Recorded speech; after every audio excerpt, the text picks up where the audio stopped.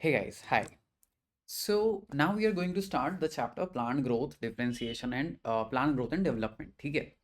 अब इस चैप्टर में है क्या, ये आप अगर पहले समझ लो ना कि इस चैप्टर का फ्लो कैसे है, तो आपकी सारी चीज़ें आसान हो जाती है. तो this is a very structured way जिसमें जो हम लेक्चर्स में करने वाले हैं. देखो, अभी तक आपने जितना भी प्लांट फिजियोलॉजी पढ़ा है और एनाटॉमी पढ़ा है या मॉर्फोलॉजी पढ़ा है, इन अ वे ये चैप्टर उन चीज़ों को आपस में कनेक्ट करने में हेल्प करता है. ठीक है. तो लगभग 10 और 12 लेक्चर्स में हम ये चैप्टर कवर करने वाले हैं. Don't worry about the detail of every lecture, just understand the broad flow कि ब्रॉडली हम किस टॉपिक से किस टॉपिक के ऊपर उछलेंगे. ठीक है. तो फर्स्ट इज अंडरस्टैंडिंग ग्रोथ क्या है, डिफ्रेंसिएशन क्या है, डेवलपमेंट क्या है. ग्रोथ आप थोड़ा थोड़ा पढ़ चुके हो, डिफरेंशिएशन आप एनाटॉमी में पढ़ चुके हो.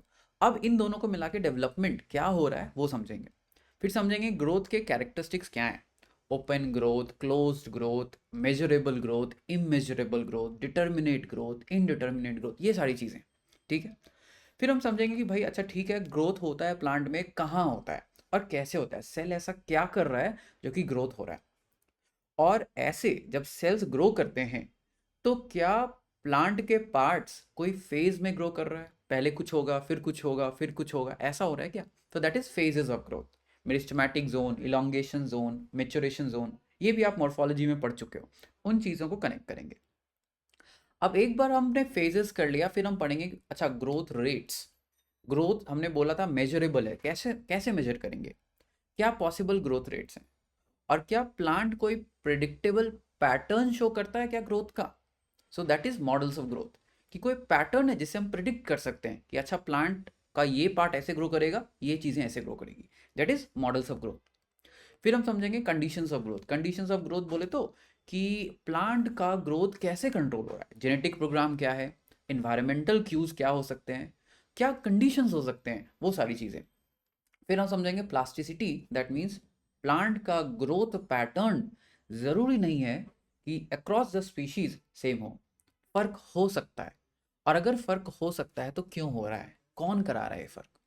फिर हम आएंगे प्लांट ग्रोथ हार्मोन्स में, auxin, gibberellin, cytokinin, ethylene and ABA. Finally एक छोटा सा टॉपिक जो पहले एनसीईआरटी में डिटेल में था और अब लेकिन एनसीईआरटी बस उसे मेंशन करके आगे निकल जाती है, दैट इज फोटो पीरियोडिज्म. इसको समझेंगे. ठीक है. और वर्नलाइजेशन को भी क्लियर कर लेंगे. तो ये हमारा फ्लो है. मैं एक बार रिवाइज कराता हूँ कि हमारा फ्लो क्या है. सबसे पहले हमें समझना है characteristics of growth and difference between growth, differentiation, development. फिर ग्रोथ के कैरेक्टरिस्टिक्स समझने के बाद हम समझेंगे कि क्या सेल्यूलर लेवल पे ग्रोथ कैसे हो रहा है, फेजेस ऑफ ग्रोथ कैसे हो रहा है. फिर हम समझेंगे ग्रोथ को कैसे मेजर कर सकते हैं और क्या मॉडल्स हैं ग्रोथ के. फिर डेवलपमेंट पे थोड़ा ज़्यादा बात करेंगे और प्लास्टिसिटी को समझेंगे. फिर प्लांट ग्रोथ हार्मोन्स की बात करेंगे, इंटरनल फैक्टर्स जो प्लांट की ग्रोथ या डेवलपमेंट को रेगुलेट कर सकते हैं. ठीक है. So this is the basic idea that this chapter is going to go through. ठीक है. अगर ये क्लियर है तो अच्छी बात है, कंटिन्यू करते हैं. अगर ये क्लियर नहीं है, एक बार दोबारा रिवाइज करना है तो वीडियो को पॉज करो, पीछे जाओ और उन चीज़ों को एक बार देख लो. एक बार देख लिया तो क्लैरिटी ज़्यादा आएगी. ठीक है. अब बात करते हैं कैरेक्टरिस्टिक्स ऑफ प्लांट ग्रोथ, कि प्लांट ग्रोथ हो क्या रहा है. अब कैरेक्टरिस्टिक्स ऑफ ग्रोथ के पहले, समझने के पहले हमें समझना पड़ेगा कि प्लांट का ग्रोथ या डेवलपमेंट या प्लांट की लाइफ साइकिल कैसे ऑर्गेनाइज्ड है. ठीक है. देखो, हर ऑर्गेनिज्म की लाइफ साइकिल में बेसिकली 3 फेजेस आ सकते हैं. क्या फेज है वो. सबसे पहला होता है juvenile phase.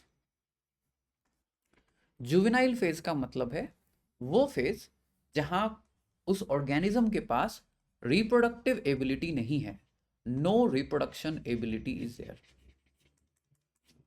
That is a juvenile phase of plant growth. अब ऐसा क्यों होता है, प्लांट या कोई भी ऑर्गेनिज्म सीधा रिप्रोडक्टिव एबिलिटी क्यों नहीं गैदर करता. इसलिए क्योंकि अगर वो डेवलप नहीं होता, अगर वो ग्रो नहीं होता, तो उसके रिप्रोडक्टिव ऑर्गन्स शायद बन ही नहीं सकते उस समय. और अगर उसने अपनी सारी एनर्जी रिप्रोडक्शन में लगा दी तो उसकी लाइफ साइकिल एकदम छोटी हो जाएगी. और and it will not make much sense. आप ऐसा सोचो कि अगर इंसान कभी बड़ा ही नहीं हुआ तो उसके पास इतने एनर्जी कैप्चर करने के सोर्सेस ही नहीं है. एक छोटा बच्चा खा ही नहीं सकता, तो रिप्रोडक्शन के लिए एनर्जी कहाँ से लेकर आएगा. वैसे ही एक सीड अभी अभी ग्रो हुआ है, अभी एक दो पत्ते निकले हैं और छोटे छोटे रूट्स निकले हैं। अभी इतनी एनर्जी कहाँ है कि बहुत सारे पॉलन बना सके, बहुत सारा एग बना सके। So that is the juvenile phase. Juvenile phase is marked by growth eventually, mostly. ठीक है, ग्रोथ इज व्हाट, अभी हम समझेंगे डिटेल में। इरिवर्सिबल इंक्रीज इन मास और साइज और सेल नंबर। सेल का साइज, मास एंड नंबर अगर इंक्रीज हो रहा है तो कह देंगे ये ग्रोथ है। तो जुवेनाइल फेज में प्लांट्स बस ग्रो कर रहे होते हैं, और भी चीजें कर रहे होते हैं, डिफरेंशिएशन, डेवलपमेंट, समझेंगे उसको थोड़ी देर में। बट एक समय आएगा जब प्लांट विल और any organism will translate into adult phase. Adult phase में क्या हो सकता है, अब उसके पास रिप्रोडक्शन की एबिलिटी आ गई। अब ये दो चीज को ध्यान से समझो। रिप्रोडक्शन की एबिलिटी आ जाने का ये मतलब नहीं है कि वो रिप्रोड्यूस करेगा ही। इवन दो रिप्रोडक्शन की एबिलिटी आ गई, most organisms regulate their reproduction from the environmental cues. Environment उसे जैसे इशारे दे रहा होता है उस हिसाब से वो रिप्रोड्यूस करते हैं या नहीं करते हैं। ठीक है, तो एडल्ट फेजेस कि प्लांट जब ग्रो कर रहे हैं बट अब वो रिप्रोड्यूस भी कर सकते हैं अगर इन्वायरमेंट फेवर कर रहा है तो प्लांट ने जुवेनाइल फेज किया, एडल्ट फेज किया, बहुत अच्छी बात है। बट एक समय के बाद प्लांट का सेनेसेंट फेज या किसी भी ऑर्गेनिज्म का सेनेसेंट फेज शुरू होगा। What is a senescent phase? Basically the phase जब ग्रोथ रिड्यूस हो रही है और डेथ इंक्रीज हो रहा है। देखो, हर एक समय पे किसी भी ऑर्गेनिज्म के अंदर दो चीजें एक साथ हो रही है, नए सेल्स का बनना, पुराने सेल्स का मरना। New cells form, old cells die. जब तक न्यू सेल का बनना ज्यादा रेट से हो रहा है प्लांट ग्रो करेगा या ऑर्गेनिज्म ग्रो करेगा। डेथ हमेशा हो रही है, बट जब तक नेट सेल डिवीजन हो रहा है तो हम कहते हैं कि growth is happening. Senescent phase का मतलब क्या है? आपका cell division has decreased and cell death has increased. After a time the organism has acquired so much damage कि अब उसके लिए जिंदा रहना कोई अच्छी बात नहीं है। इस चीज को ध्यान से समझो इवोल्यूशन के दायरे से। देखो, एज अ ह्यूमन हम सोचते हैं कि लंबा जीना अच्छी बात है, बट इवोल्यूशन को सिर्फ एक चीज से मतलब है, वो चीज है रिप्रोडक्शन।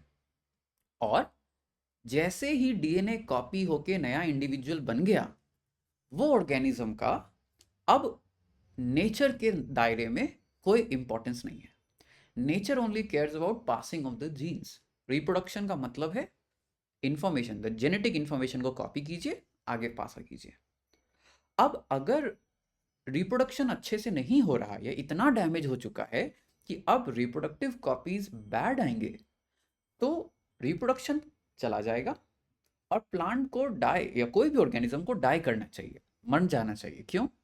क्योंकि अगर ऐसा नहीं हुआ तो वो बेबीज यानी नए ऑर्गेनिज्म से कंपटीशन करेगा, और competition is not good for overall life या ओवरऑल कॉपीइंग मैकेनिज्म। ठीक है, ऐसे सोचो कि अगर कोई अच्छा प्लेयर है, वो प्लेयर हमेशा टीम में खेलते रहे, तो क्या होगा? नए प्लेयर्स को चांस ही नहीं मिलेगा, है ना?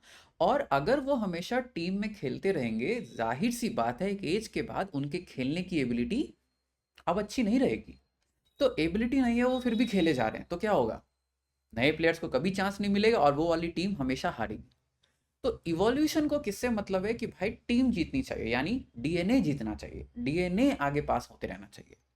इसीलिए आफ्टर अ टाइम जब डैमेज ज्यादा हो रहा है, देन ऑर्गेनिजम्स चूज डेथ, और in a way they are programmed to die. ठीक है, तो वो होता है सेनेसेंट फेज। सो किसी भी ऑर्गेनिज्म के लाइफ में जुवेनाइल, एडल्ट और सेनेसेंट फेज होता है। इतना क्लियर है? ओके, नाउ अगर ये क्लियर हो चुका है तो अब समझते हैं कि what is growth, what is differentiation and what is development. Now ये तीनों टर्म्स एक जैसे दिखते हैं बट है नहीं। Development is equal to growth plus differentiation. इस चीज को ध्यान से समझना। कई सारे ऐसे थीम्स हैं इस चैप्टर में जो बारी बारी रिपीट होंगे, उससे कोई इशू नहीं है। एज लॉन्ग एज आपकी पूरी कहानी क्लियर हो रही है उससे कोई इशू नहीं है। ठीक है। अब ग्रोथ, डिफरेंशिएशन और डेवलपमेंट का सम है, मतलब क्या हो रहा है इससे, what, how are they related. तो एक डायग्राम बनाते हैं। मान लेते हैं दिस इज आवर जाइगोट। ये प्लांट का सेक्सुअल रिप्रोडक्शन से बना मेल और फीमेल गैमिट से फ्यूज हुआ स्ट्रक्चर जाइगोट है। Zygote is a single cell. ठीक। अब ये सिंगल सेल दो सेल बनाएगा। अब ये दो सेल चार सेल बनाएंगे। अब ये चार सेल आठ सेल बनाएंगे। और ऐसे क्या होगा, सेल डिवीजन होता जा रहा है। So why is plant increasing in cell number? Because of cell division right now. Plant cell division कर रहे हैं और डिवीजन की वजह से आपका प्लांट ग्रो कर रहा है। बट ये कितने समय तक डिवाइड करेंगे? अनलिमिटेड टाइम तक तो डिवाइड नहीं करेंगे। कुछ सेल्स हमेशा सोचते हैं कि भाई देखो मुझे तो डिवाइड ही करते रहना है। बट कुछ सेल्स सोचते हैं कि देखो अगर सभी डिवाइड करते रहेंगे तो स्पेशलाइजेशन कैसे आएगा, है ना। कुछ सेल सोचेंगे कि अगर सभी सेल डिवाइड करते रहेंगे तो स्पेशलाइजेशन कैसे आएगा, और मुझे स्पेशलाइजेशन क्यों चाहिए? स्पेशलाइजेशन मुझे अपने इन्वायरमेंट को यूटिलाइज करने में एडवांटेज देता है। कैसे? एक जाइगोट का सेल फोटोसिंथेसिस अच्छे से नहीं कर सकता, क्योंकि उसे बाकी प्रोटीन्स भी बनाना है, सिर्फ क्लोरोफिल बनाने से मतलब नहीं है। उसे डिवीजन के लिए डीएनए पॉलीमरेज बनाना है, सेल वॉल बनाना है, प्लाज्मा मेम्ब्रेन बनाना है, तो उसकी एनर्जी बढ़ रही है। लेकिन अगर ऐसा हो जाए कि एक बार बहुत सारे सेल्स बन जाएं, तो कुछ सेल्स डिसाइड कर लें कि भाई देखो मैं तो करूंगा फोटोसिंथेसिस, और मैं सिर्फ एक प्रोटीन, सिर्फ कुछ प्रोटीन्स बनाने में फोकस करूंगा अपनी एनर्जी, जिससे सनलाइट को कैप्चर कर सकूं। कुछ सेल्स ने सोचा कि चलो ठीक है तुम कर रहे हो बहुत अच्छी बात है, बट मैं नहीं चाहता कि इन्वायरमेंट तुम्हें तंग करे, इन्वायरमेंट तुम्हें परेशान करे, तुम्हें डैमेज करे। ऐसा करता हूं, मैं तुम्हारा प्रोटेक्टिव कवर बन जाता हूं। और कुछ सेल्स बोलेंगे देखो तुम फोटोसिंथेसाइज कर रहे हो बहुत अच्छी बात है, ये लाल वाले सेल्स प्रोटेक्ट कर रहे हैं ये भी अच्छी बात है, बट तुम अगर फोटोसिंथेसाइज कर रहे हो तो सारे पार्ट्स को इसका फायदा पहुंचाओ। तो ऐसा है कि मैं एक ऐसा सेल बन जाता हूं जो चीजों को कंडक्ट कर पाए from one part of the plant to the other plant of part.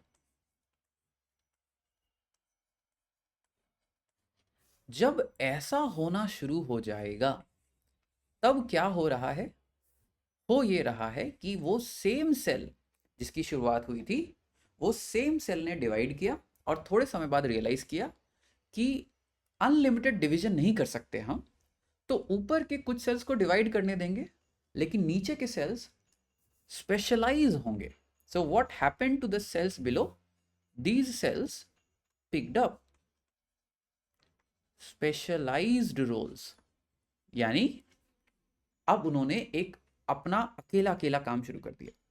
ये तीन सेल्स अब बराबर नहीं है, तीनों सेल्स ने अपने अपने स्पेशल फंक्शन को पिक कर लिया। अब यही आप मॉर्फोलॉजी और एनाटॉमी से अगर रिलेट करोगे तो this is the epidermal tissue, ये ब्लू वाला इज द वैस्कुलर टिश्यू, और ये ग्रीन वाला जो मेटाबॉलिज्म कर रहा है that is the ground tissue, है ना। और ये स्पेशलाइज रोल कहाँ से आए? इवेंचुअली ये स्पेशलाइज रोल आपके ये जो सेल्स थे जो डिवाइड कर रहे थे उसी से आए ना। एंड कैसे आए, उसी प्रोसेस को आप कहते हो differentiation.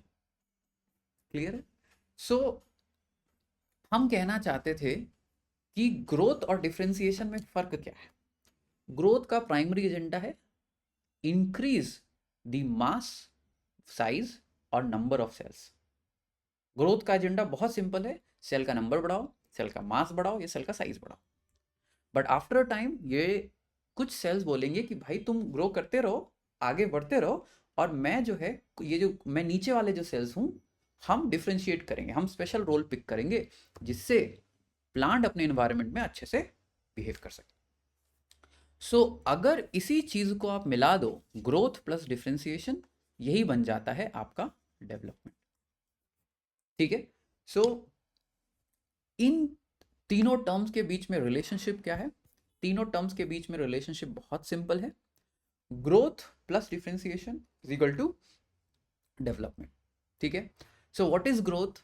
Growth in living organism is internal, ध्यान देना इन वर्ड्स पे, internal, irreversible and permanent increase in size of the organism or number of cells or its part. Organism का साइज, मास या नंबर, तीन कैरेक्टरिस्टिक्स हो सकते हैं, size, mass and number और cells should increase, that is growth, ठीक है।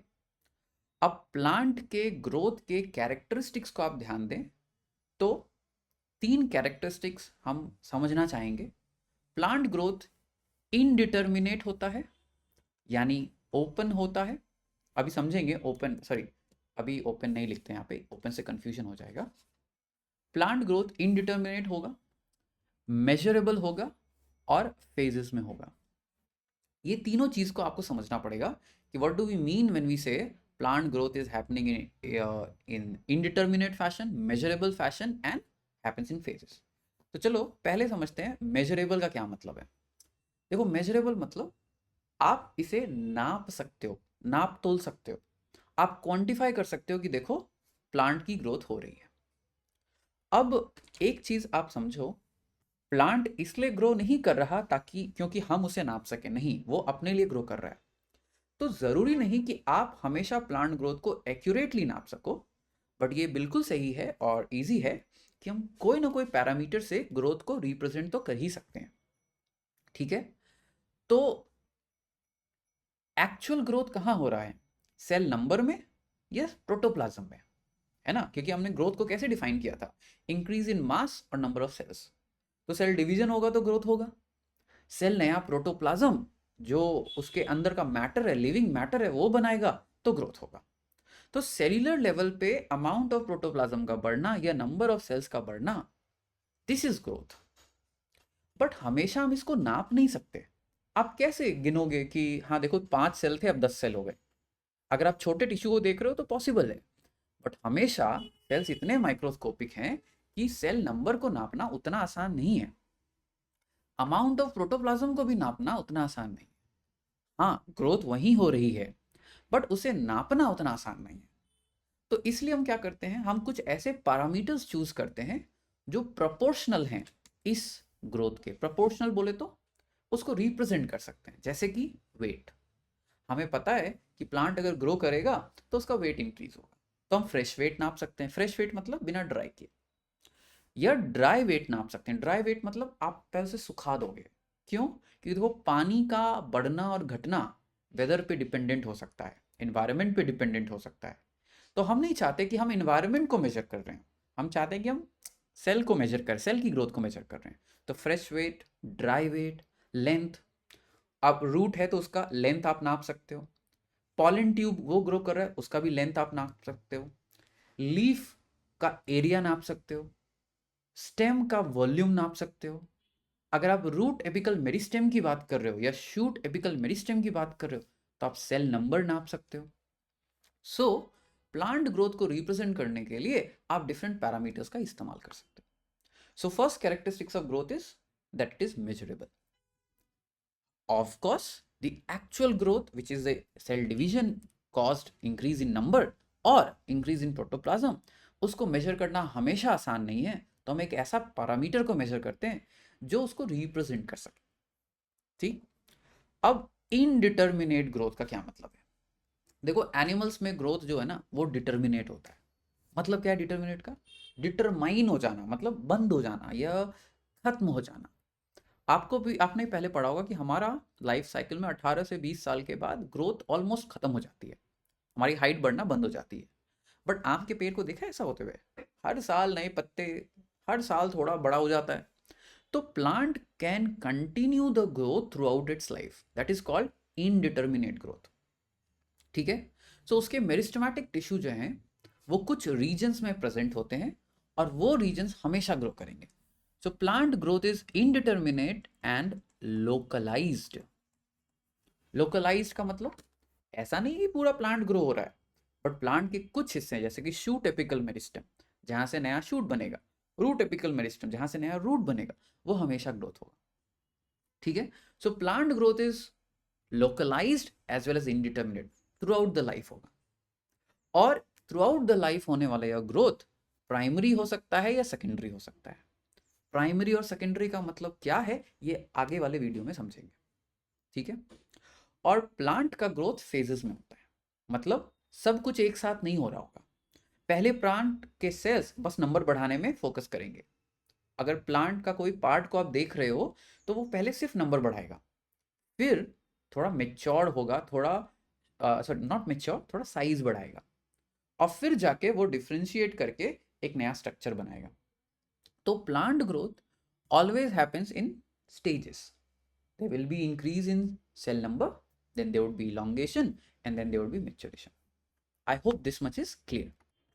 तो अगर इतना क्लियर है तो अब हम नेक्स्ट पार्ट में समझेंगे कि ये जो हमने बोला कि open growth, close growth, localized में हमने जो बोला कि रूट टिप्स या शूट टिप पे ग्रोथ हो रहा है, तो ये हो कहाँ रहा है, where is exactly the growth happening, है ना। तो ये लोकलाइज्ड को समझेंगे, ओपन एंड क्लोज्ड को समझेंगे, और बाकी बातों में, बाकी चीज़ों के बारे में बात करेंगे in the next lecture, okay. अब ये लेक्चर्स थोड़े से हैपहज़ार्ड लग सकते हैं, but this is the best sequence that I can put. Even though चीज़ें रिपीट हो, पूरे लेक्चर्स को बहुत ध्यान से सुनना, ठीक है, ठीक है।